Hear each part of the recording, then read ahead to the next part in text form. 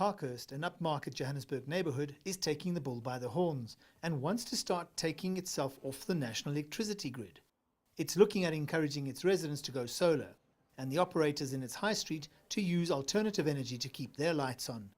Some of it is encouraged by what's happening at Eskom, quite simply because people are realising that power cuts are becoming more frequent, and besides the inevitable increase in the price of electricity, it's the convenience factor of not being stuck without lights and so on. So cost is one thing, and in a sense I'm quite grateful to Eskom for the cuts, because it has forced people to take a very serious look at their consumption and putting in place a solution that is much more sustainable.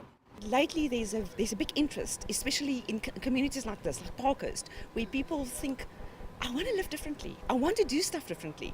And now they go to the dealerships, they ask questions, and they just do the sums and think, I must do this. And I think that by making things like electric vehicles available for testing in this community, electric bicycles and so on, people are able to come here and test them out. A bit of a try before you buy type approach. Test drives are important, but it's about the initial outlay.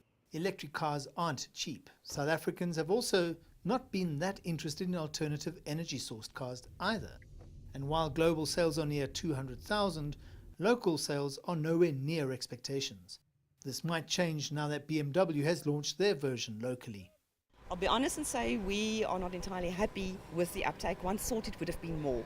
But South Africans probably are a bit more conservative and afraid than what we thought. More and more people across the world and also in South Africa are going off the grid. They're looking for options and alternatives, specifically because Eskom are making their lives a little bit more difficult.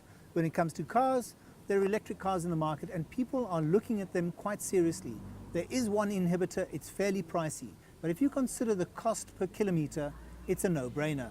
I'm Angelo Coppola for CCTV in Parkhurst.